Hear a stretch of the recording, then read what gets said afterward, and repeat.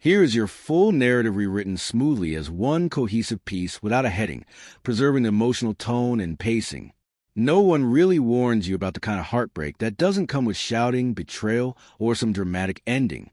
The real heartbreak begins in silence, in those quiet, piercing moments when someone you love looks at you and doesn't truly see you anymore. I met Emily 5 years ago in a little bookstore cafe. She sat by the window reading The Bell Jar, sipping black coffee, wearing this gentle smile that made her look like serenity personified. We ended up talking for 3 straight hours, like we had known each other in some other lifetime. There was this beautiful contrast in her, composed but passionate, warm yet quietly enigmatic. I fell for her fast and hard, and I didn't try to stop myself. In the beginning, being with her felt like finding home. She'd text me out of nowhere just to say she missed me. We'd cook dinner together, fall asleep in each other's arms, and dance to 90s R&B in the kitchen. She'd rest her head on my chest and whisper, "I feel safest with you." I believed her. That trust, that closeness, it became the foundation of my life. But like a slow leak in a boat, the shift came quietly. No dramatic argument, no sudden betrayal. Just a slow pulling away that was almost invisible at first. I told myself she was tired, stressed from work. So I stepped up. I cooked her favorite meals, picked her up from the office, left sweet notes around the house. I wasn't asking for anything extravagant. I just wanted to stay close. But then she began to shrink away from even the smallest touches. When I kissed her cheek in the morning, she'd subtly turn her face. Her hugs became lifeless. At night, she faced the wall and claimed she wasn't in the mood to talk. I tried to be patient, told myself to give her space, to not be needy, but something felt off. The silence after dinner, the distant look when I told her I loved her, the absence of even casual affection. About a month before everything truly fell apart, I tried to talk to her. I came home early with Thai food and wine. She was on the couch, scrolling through her phone. I sat beside her and asked softly, "Emily, can we talk?" Her response wasn't angry. It was worse, apathetic. She barely glanced up and said, "What now?" I told her I felt like I was losing her, like I couldn't reach her anymore. She just shrugged. "I don't know what you want from me right now." That sentence hit hard. I didn't want grand gestures or promises. I just wanted connection, a touch, a laugh, something real, something alive. But it was like she didn't care enough to try. Still, I held on. Maybe out of love. Maybe out of fear. Maybe because I didn't want to accept the truth. Then came the moment that finally broke something in me. It was a quiet Sunday morning. We were supposed to visit her parents for brunch, something that used to bring us joy.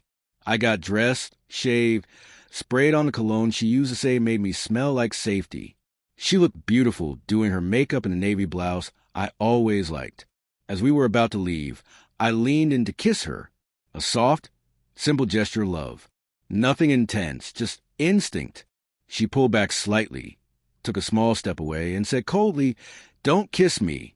No explanation, no emotion, like I was some stranger violating her space. I stood there frozen, my hand midair, suspended between us like a question she refused to answer. And I didn't say anything.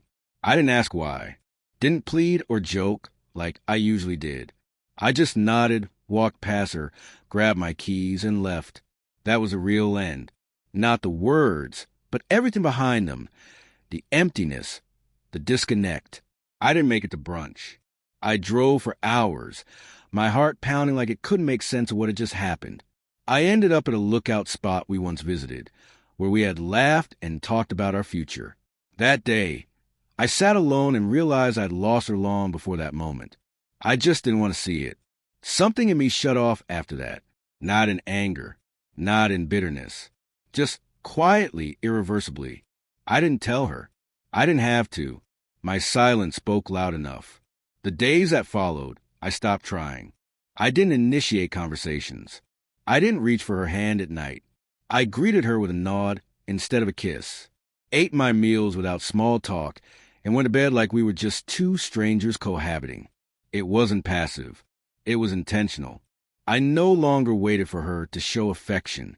I stopped searching her face for signs she still cared. The version of me that held on so tightly. The man who kept hoping she'd come back. He left that morning when she said, "Don't kiss me." And something strange happened. The silence that had once suffocated me started to feel like clarity. Emily noticed a change. I could feel her watching me when I cooked breakfast and hummed to myself, when I walked by without saying much. Once I saw her going through my phone, something she'd never done before. Another time she spent extra time doing her makeup, even though we were just having leftovers. The shift in her was subtle but obvious. She was trying to reclaim something she hadn't realized was slipping until it was already gone. She started doing little things like cooking the pasta I loved, the one she hadn't made in over a year. I thanked her, but I stayed guarded. Then she asked if I wanted to go out for brunch like we used to. I told her I had finally made plans for myself. Real ones. That Saturday, I drove upstate alone. I hiked through the quiet, let the silence settle my thoughts, sat beside a lake. And for once, I wasn't lonely. I was free. It felt like breathing after holding it in for too long.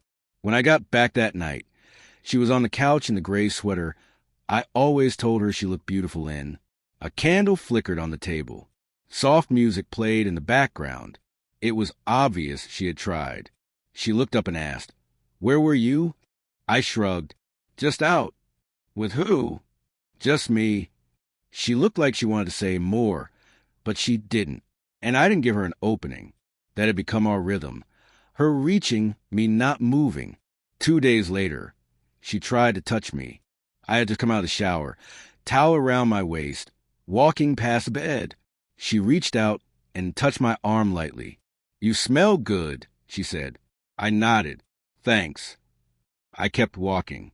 That's when the cracks started showing. She began texting me during the day. Simple messages. "Hope you're having a good day. Want to grab dinner later?" I replied politely, but I never started conversations. I let her sit in the silence I had lived in for months. Let her feel the same uncertainty, the same ache of wanting and not getting. Because the truth was, I had already mourned her.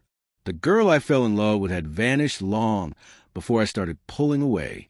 The one who used to sing while cooking, who once looked at me like I was her whole world. She was gone. What was left was someone trying to piece together what she had dismantled.